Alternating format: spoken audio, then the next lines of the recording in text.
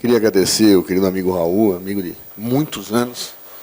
E é engraçado como, às vezes, situações opostas na política não eliminam amizades e o diálogo. Raul é uma pessoa, né, um amigo de muitos anos, sempre fomos amigos e continuaremos sendo, independentemente das conjunturas que nós vivemos. Saudar a procuradora Sérgio. Eu concordo integralmente com a análise que o Raul fez.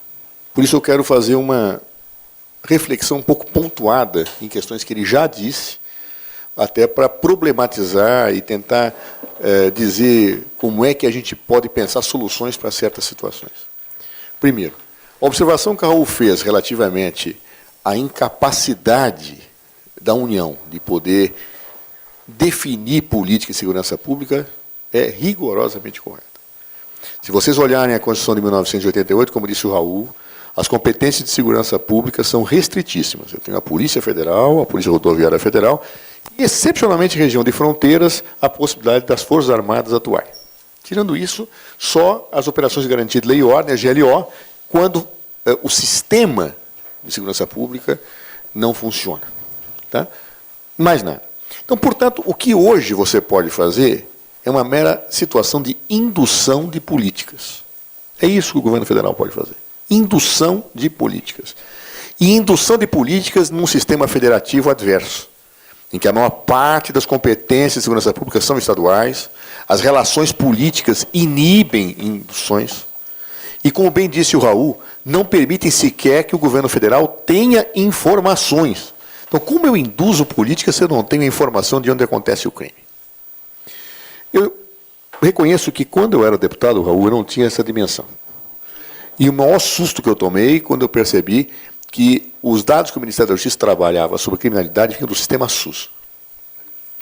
E que era um sistema muito bom para a saúde, do ponto de vista informativo, mas péssimo para a segurança pública, porque ele distorce situações para ações de segurança. Exemplo, eu tomo um tiro aqui em Campinas, sou removido para o hospital de São Paulo, onde eu venho a óbito, e o sistema SUS acusa óbito em São Paulo. Claro, eu não sei que eu tomei um tiro lá em Campinas. E para a segurança pública eu preciso saber aonde ocorreu o delito para que eu possa fazer uma análise disso. Uma das primeiras providências que nós tomamos, acho que foi em 2011, foi tentar superar esse problema. Era como tentar obter informações do Estado, que é um problema que o Raul viveu também no SUSP. Mesma coisa. Ora, nós criamos, então, um projeto de lei que criava o SINESP, Sistema Nacional de Informação e Estatística de Segurança Pública. Esse projeto de lei foi aprovado pelo Congresso Nacional. Um projeto de lei que sistematizava as informações de segurança pública e previa a remessa de informações para os Estados à União. Só que eu tinha um problema. Eu não tinha como obrigar o Estado a me repassar a informação. Por quê? Porque os Estados são entidades federativas autônomas. Eu não posso impor sanção para quem não me passa a informação. Então, a única coisa que nós conseguimos bolar, na época, era que o Estado não repassaria verbas em segurança pública para o ente federativo que não enviasse as informações dentro dos padrões metodológicos que nós queríamos e fixávamos. Por quê? Porque os padrões metodológicos de aferição da ilicitude no Brasil são totalmente díspares. Eu tenho uma pessoa que cai na rua com um tiro na testa, sem arma na mão, alguns sistemas estaduais dirão homicídio, outros apontarão encontro de cadáver. Claro? E não entra no meu cálculo de homicídio. Ou não determinado, causa não determinada. Ou seja, nós queríamos, então, fixar um padrão metodológico nacional para a captação de dados de segurança pública. Mas como obrigar os Estados a fazerem isso? A saída única que nós encontramos, para que não houvesse a inconstitucionalidade, era justamente estabelecer convênios para a criação do SINESP, com a ideia de que, se não me mandar as informações dos padrões que eu quero, não te mando dinheiro. Isso teve alguma eficácia para estados muito pequenos, e nenhuma para estados grandes. O Estado de São Paulo, por exemplo, não tinha a menor preocupação com a verba que a União podia mandar para a segurança pública, que é nada para o Estado de São Paulo. A ponto que o próprio Estado de São Paulo não assinava o convênio. E eu tive que praticamente ter uma briga telefônica com o governador, dizendo, se o senhor não assinar, eu vou ser obrigado a dizer para a imprensa que o senhor não quer assinar. Assinou, mas nunca cumpriu. Claro? Ou seja, não foi eficaz. Não foi eficaz, como seguramente a lei não será eficaz. Vamos ter clareza disto, porque alguns estados... nós temos subnotificações e subregistros em área de criminalidade. E não há nenhuma preocupação, muitas vezes, de ter os números reais. Me recordo que quando o governo da Bahia, Jacques Wagner, buscou colocar os dados reais, explodiu a criminalidade lá. Não é que explodiu a criminalidade, explodiu o dado. Isso voltou-se contra o próprio governo. Claro, quando você coloca critérios transparentes do ponto de vista da aferição da criminalidade, explode a criminalidade. Não é que ela explodiu, explodiu a verdade. Claro, e o governo arca com o ônus disso. Então, isso é um problema delicadíssimo, que, a meu ver, só se resolve de uma maneira: mudança da Constituição. Eu sou daqueles que defendem a Constituição de 88 intransigentemente, mas alguns aspectos têm que ser aperfeiçoados. Nós tínhamos elaborado, já em 2014, uma mudança constitucional que permitisse uma integração dos entes federativos em matéria de segurança pública. Por quê?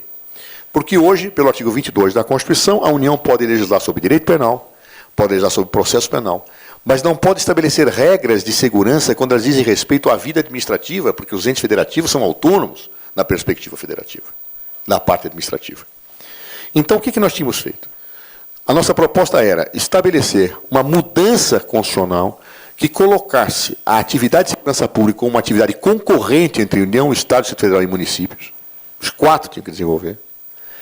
E também colocando a competência legislativa concorrente, de forma que todos podem legislar, mas obedecendo às normas gerais da União na matéria. Claro? Esta proposta, a nosso ver, permitiria eu ter leis nacionais de segurança pública sem suprimir o espaço local de adaptação legislativa, como acontece em várias matérias no âmbito da Constituição Federal, que é o artigo 24 da Constituição. Nós tínhamos essa proposta pronta, só que naquele momento o governo já começava a ter problemas de maioria no Congresso Nacional. Eu me lembro que havia um projeto ao inverso, feito pelo senador Ricardo Ferraz. Nós resolvemos, sem nenhum prejuízo para não parecer um protagonismo governamental, colocar essa proposta para o senador Ricardo Ferraz, para que pudesse tramitar. Ele se convenceu naquele momento da ideia, mas esse processo parou quando se inicia o processo de impeachment. Claro? E, portanto, nós não tivemos nenhum resultado efetivo. Mas a nossa ideia era justamente modificar a Constituição para permitir que todos os entes federativos tivessem um protagonismo em segurança pública. Porque nós temos hoje um crime organizado, internacional e globalizado. E nós não temos sequer a nacionalização das políticas de segurança pública no Brasil, que são segmentadas e são absolutamente díspares. Então, primeira observação que eu faria. Segundo ponto, quando eu falo em aparato policial do governo federal comparativamente aos estados, é uma piada. A Polícia Federal tem em torno de um efetivo de 15 mil homens e mulheres aproximadamente. Tem 15 mil cargos, né? Vai lotando 12 mil. A Polícia Rodoviária Federal, mais ou menos a mesma coisa. Só a Polícia Civil do Estado de São Paulo tem 30 mil homens. E a Polícia Militar, 120 mil, se não me falha a memória. Ou seja, eu tenho uma Polícia Federal de atuação nacional que não chega praticamente a arranhar o efetivo de um Estado só, que é o Estado de São Paulo. Ou seja, para isso eu preciso fiscalizar fronteiras, para isso eu fiscalizar o narcotráfico, e se eu for ampliar as competências da União nessa parte, e querer deixar de ser uma indutora de políticas, eu preciso repensar os quadros federais também que atuam na área de segurança pública. Isto é evidente. Eu não digo que eu preciso, porque também há um desbalanceamento na Polícia Federal. Me parece que há mais delegados do que necessitaria e poucos agentes, o que traz uma inversão salarial e de gastos delicadíssima. Claro? Não poucas vezes eu cheguei a conversar com a Polícia Federal para a criação de uma carreira intermediária, para que delegados ficassem estritamente não em funções administrativas, mas nas funções próprias de presidência de inquéritos, e tivéssemos então situações que pudessem reequilibrar o baixo efetivo que se tem. Da mesma forma, claros da atuação federal têm sido supridos pela Força Nacional de Segurança Pública, que tem que ser repensada, porque ela é formada por policiais cedidos dos estados, que são treinados, mas não são efetivados. Claro?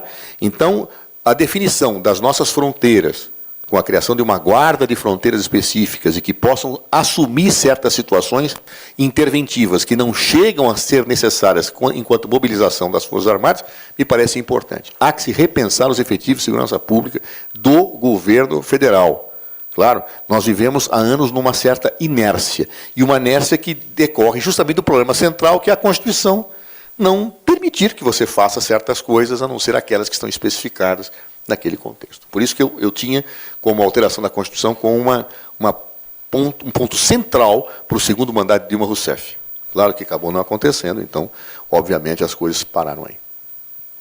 Um outro ponto que o Raul tocou muito bem é a questão do sistema prisional. Eu me lembro que um dos momentos que eu consegui grandes manchetes dos jornais foi um momento em que eu disse, como ministro da Justiça, que eu preferia morrer a cumprir pena em certos estabelecimentos prisionais. Isso virou um escândalo. Foi um grande escândalo. Embora eu tivesse dito como deputado várias vezes isso, na boca de um ministro, isso pegou muito pesado. E eu dizia, mas querem os senhores que eu esconda a realidade do sistema prisional brasileiro? Ele é formado por verdadeiras masmorras. Masmorras que são escolas de criminalidade. Superlotadas, como disse o Raul. Eu tinha um déficit de 300 mil vagas para um sistema que tinha um pouco de 400 mil e tinha mais 300 mil mandatos para cumprir. Como se faz? É impossível. Me lembro que logo que eu cheguei ao Ministério, um dos primeiros fatos que ocorreu foi um fato muito triste, que foi a situação do presídio de Pedrinhas, no Maranhão.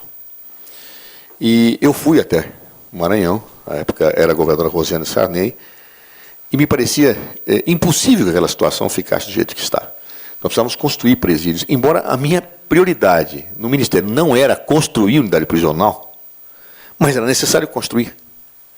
E quando eu fui olhar o que eu tinha para construir, não dava para construir meio presídio. À época, a presidenta Dilma Rousseff tinha grande sensibilidade para essa questão, até por ter sido presa durante 3 anos. Então ela me chamou e disse, olha, nós vamos desenvolver todas as políticas que você quiser, etc., mas você acha que é possível não construir com 300 mil vagas de déficit? Eu falei, não tem como. Claro. Então ela me disse o seguinte, você terá a verba que você quiser para você trabalhar, naquela época não tinha nem a decisão do Supremo para o fundo, a verba que você quiser para trabalhar para a construção de unidades prisionais. Veja qual é o limite da sua capacidade operacional. Eu chamei o DEPEN, a Caixa Econômica Federal que faz o gerenciamento, porque nós não íamos fazer, não era possível fazer presídios pela União, que demoraria imensamente, a ideia era repassar dinheiro para os estados, para fazer simultaneamente muita coisa. E chegamos à conclusão que o meu limite operacional de gerenciamento era a construção de aproximadamente 40 mil vagas. Note, eu tenho um déficit de 300. Eu trabalhando no meu limite operacional, eu construía 40 mil vagas, mas fazendo 20 mil contratadas pelo governo Lula e não entregues. Claro? Então, este era o meu limite operacional. Vamos usar ao máximo, isso dava 1 bilhão e 100 milhões de reais. Dilma alocou 1 bilhão e 100 milhões de reais para fazer o meu plano. Muito bem. Aí eu começo a perceber. O tempo médio para se fazer um presídio, pelo sistema convencional, é de 5 anos. Ou seja, eu iniciando o meu programa, eu não entregaria nenhuma unidade ao longo dos 4 anos do governo Dilma. E na medida em que a espiral do aprisionamento ele crescia, o déficit estaria maior do que eu poderia entregar ao final dos 4 anos. Procuramos, então, alternativas. Vamos, então, construir através de pré-moldados, que é um sistema que constrói unidades em torno de 1 ano. Eu não consegui fazer porque as empresas não abriam os custos, e o Tribunal de Contas da União diziam que eram superfaturados e proibiu essa situação. Então, eu tive que lançar o programa pelo sistema convencional. Falei, bom, não vou entregar nada, mas pelo menos vou tentar entregar as 20 mil e vou deixar a coisa em ponto de bala. Não sabia que era o Raul que vinha mais tarde, mas para alguém continuar. Muito bem, vamos fazer isto. Começa o problema. Nenhum governador, boa parte dos governadores não indicavam as áreas para a construção de presídios. Por quê? Porque ninguém quer ter um presídio para chamar de seu. Quando você faz um presídio, a população da cidade se revolta. E é um presente de grego, porque o custeio de um presídio equivale, em um ano, o preço da construção. Ou seja, eu construo e te entrego e falo, obrigado, viu? Agora eu vou ter que sustentar o resto da vida aquilo que você gastou num ano. Obrigado, governo federal. Então ninguém efetivamente quer construir e não quer indicar áreas porque traz problemas políticos. E considerando que você tem eleições 2 anos no Brasil, o município que recebe um presídio rifa os votos dos aliados do governador. E as oposições sempre são contra construir presídios nos locais que são indicados. É inexorável. Ou seja, conseguir indicação de áreas é um inferno. Boa parte dos estados não tem capacidade de realizar os projetos. Nós tínhamos que fazer os projetos. E não, é isso. Os estados não têm condições. Então, nós montamos um assessoramento para o estado para fazer projeto. E aí vai e volta, volta e vai. Vai e volta, volta e vai. E quando você começa a abrir licitação, dá problema na licitação. Em síntese, eu consegui entregar muitas unidades. 9.000 das 20.000 contratadas pelo governo Lula, isso trabalhando em tempo integral, ligando para governadores, fazendo um cronograma, fazendo reuniões com... Ou seja, é enxugar gelo. Se eu tivesse entregue o prometido, eu não teria baixado o déficit. O que me parece claro que é uma bobagem a ideia de que nós vamos resolver o problema prisional construindo presídio. É uma asnice. Eu, quando era ministro, o Brasil era o 4º país em população prisional do mundo. Tínhamos Estados Unidos, tínhamos China, Rússia e Brasil. Hoje nós já passamos a Rússia, somos o 3º. Por quê? Porque os outros países desestimulam o aprisionamento e nós estimulamos. Enquanto todos caem, nós subimos. Os estudos teóricos de criminologia mostram que a pena privativa de liberdade, mesmo em países que têm sistemas prisionais bons, não recupera um percentual elevado. Mesmo país que tem bons sistemas prisionais. Por quê? Porque se cortam os laços familiares, porque se cortam os laços com a sociedade, porque efetivamente o preso, o detento, ele é incorporado numa dimensão cultural que faz com que depois ele não se insira. E há um outro problema, a cooptação por organizações criminosas. No Brasil, a cooptação por organizações criminosas é altíssima. Eu diria aos senhores, por isso que os presídios são escolas de criminalidade, porque a pessoa entra batedor de carteira e sai altamente treinado e capacitado para grandes delitos. É assim que funciona.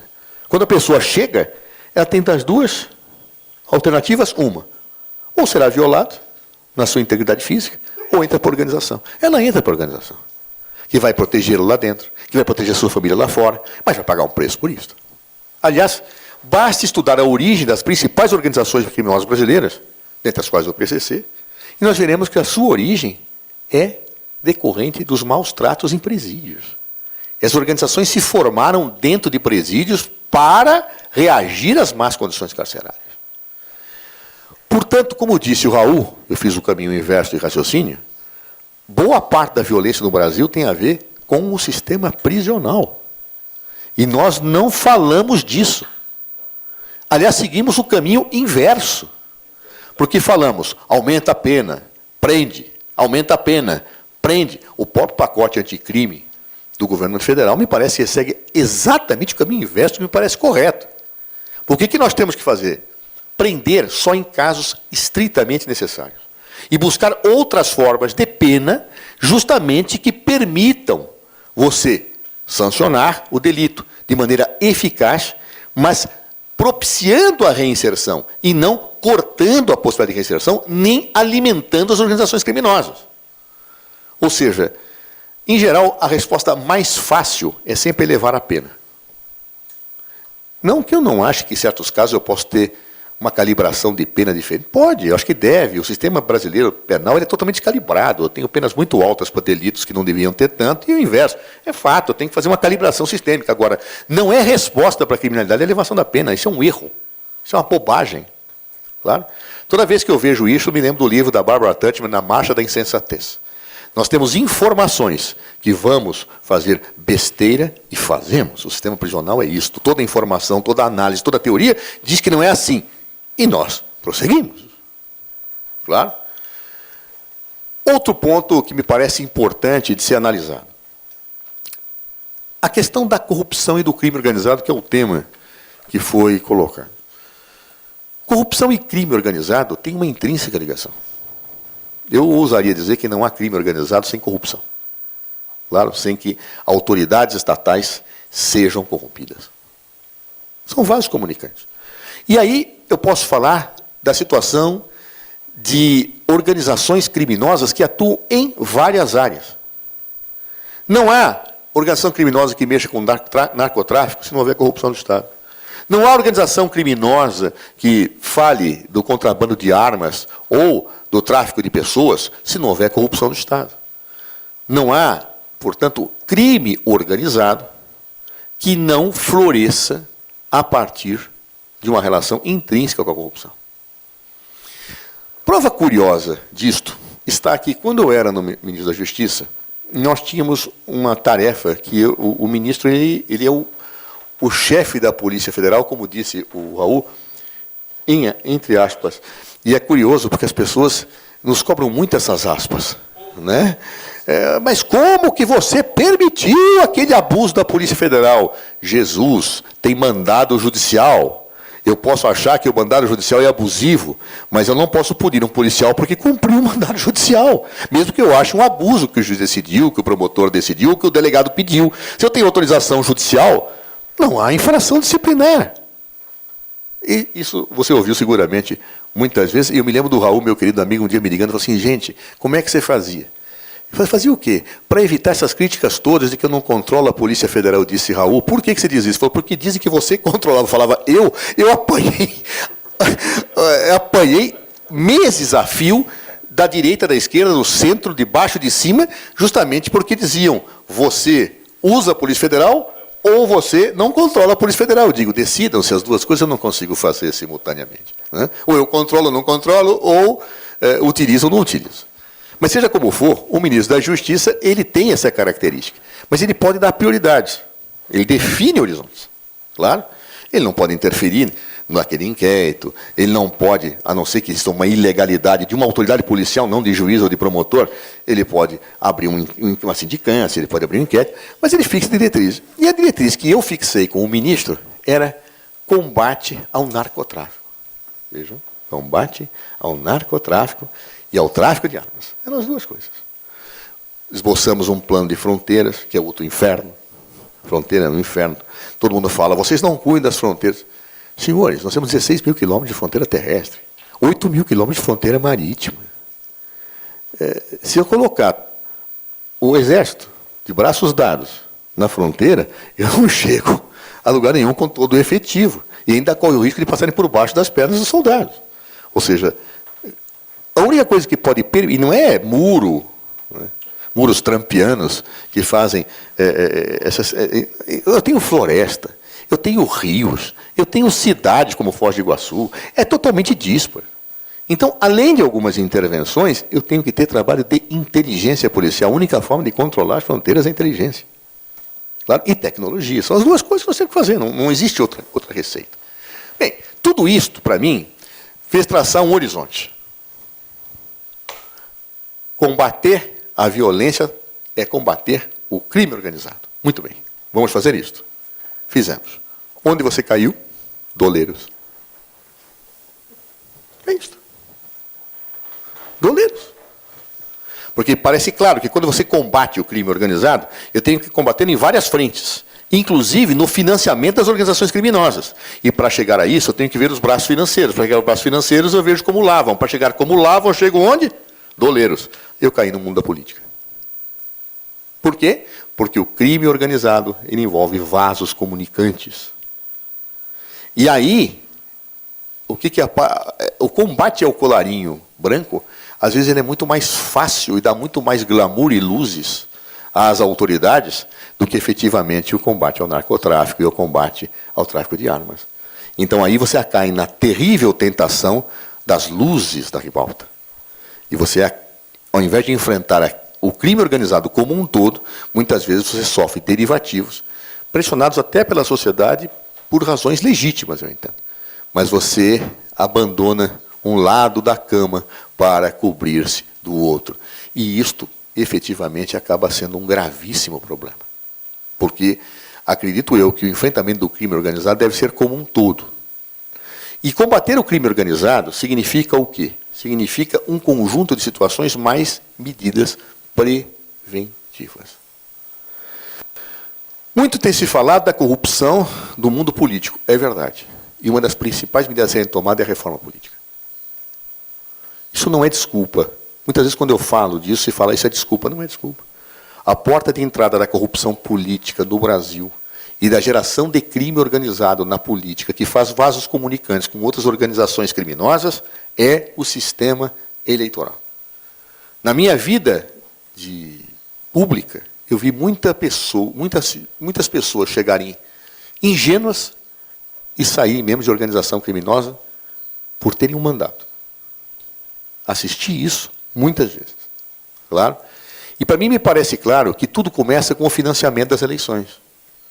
Financiamento das eleições que passa por um sistema eleitoral anacrônico, por um sistema eleitoral equivocado. E esse sistema eleitoral força a que governos, para terem maiorias no parlamento, tenham que ceder espaços na máquina administrativa. E, ao cederem espaços, alimentam o dinheiro para a campanha, que gera corrupção, que gera crime organizado com vasos comunicantes. E o ciclo é vicioso. Portanto, enfrentar o problema da corrupção não significa apenas utilizar o Código Penal, como eu tenho visto. O Código Penal é um dos elementos.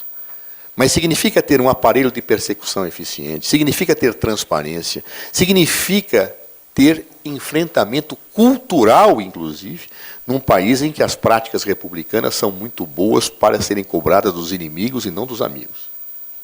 Ou seja, significa ter uma postura firme, inclusive pedagógica. E também uma postura muito clara do ponto de vista das regras eleitorais. Em síntese, sistema de segurança pública, violência, corrupção, crime organizado e sistema prisional são faces de uma mesma realidade que tem uma intrínseca interligação. E dificilmente, se não houver uma discussão social grande, nós resolveremos esses problemas. Podem colocar o ministro da Justiça que quiserem, mesmo vestido de super-homem, não resolve.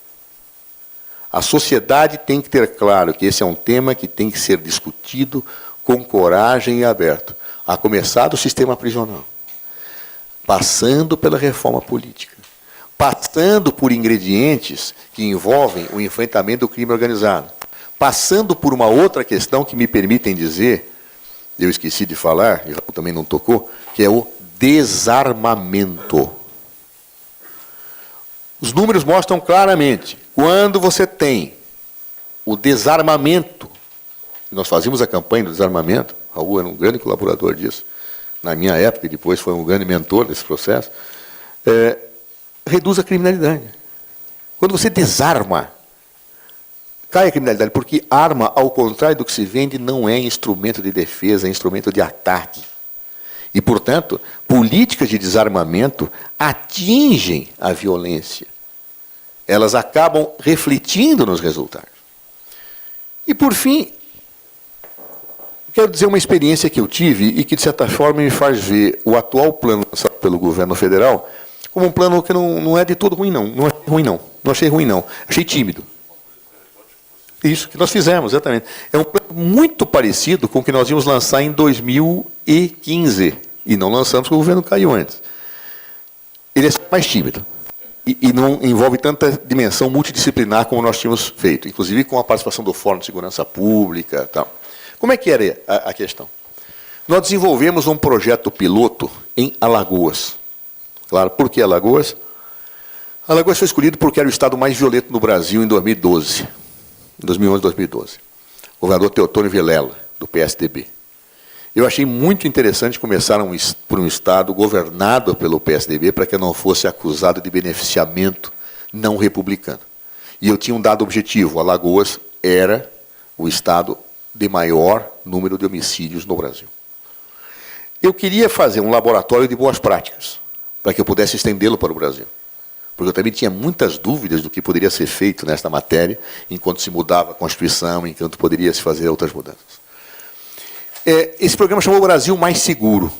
E nós pegamos todas as boas práticas, inclusive práticas que haviam sido desenvolvidas em Pernambuco, no Eduardo Campos.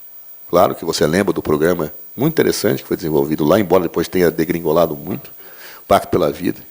Pegamos outras práticas que iam ser feitas, inclusive, pelo governo de Minas, várias práticas, e concentramos. E, basicamente, o que nós fizemos? Primeiro, quero dados. Fizemos um estudo de dados, e o governador se empenhou muito nisso, primeiro o governador Teotônio Vilar, depois o governador Renan Filho, no período em que lá estava eu. Detectamos que, no estado de Alagoas, 2 cidades concentravam mais de 50% dos crimes de homicídios. Arapiraca e Maceió. Claro? Então, nós concentramos nossos esforços nisto, melhorando a investigação criminal, a perícia, e iniciamos um papel de políticas interdisciplinares. Aquele conjunto de políticas permitiu que o Estado entrasse, que tinha uma espiral de violência, caísse. Eu me recordo que, quando eu saí do Ministério, Alagoas já era o 5º mais violento. Claro? Isso nos fez perceber que aquelas experiências tinham que ser ampliadas e colocadas em plano nacional. Nós tínhamos elaborado um plano nacional de enfrentamento da violência. Esse plano, fechado com o Fórum Nacional de Segurança Pública, de especialistas, ele envolvia o seguinte: primeiro, focar em 80 cidades que eram as cidades que tinham maior criminalidade no Brasil. Criminalidade medida por homicídios. Desenvolver as mesmas práticas que nós fizemos em Alagoas. Terceiro, convênios com universidades para estudar as causas das criminalidades, as causas da criminalidade local, porque nós falamos muito em generalidades. Eu queria saber, em cada local, o que gerava o crime. Era necessário pesquisas e reflexão. Nós íamos fazer convênios com universidades para fazer isso.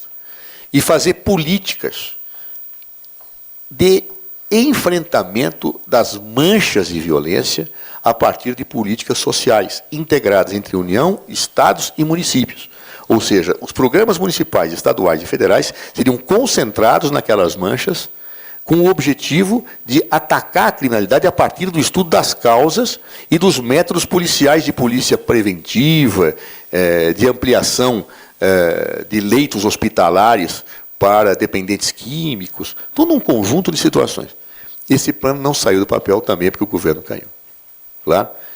Mas eu acho que, em larga medida, o enfrentamento dessas questões passa por medidas legislativas, como, por exemplo, a mudança das competências de segurança pública, passa por situações de aprimoramento legislativo de vários campos, inclusive pela reforma política, porque é tudo ligado, passa por um enfrentamento da política prisional, não só com construção de unidades, mas com atividades de despertar a consciência de operadores do direito e da própria sociedade de que não é com o aprisionamento que eu resolvo as situações de criminalidade, eu só agravo.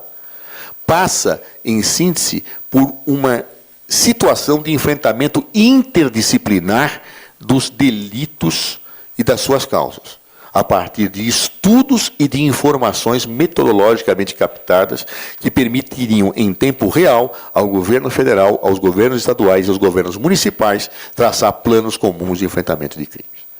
Agora, paro por aqui. Isso é um sonho de verão. Nós estamos muito distantes disso. E hoje, pelo menos se nós tínhamos antigamente, quando o Raul era governo, eu era governo, pelo menos acordo nas premissas, hoje nem nas premissas nós temos acordo.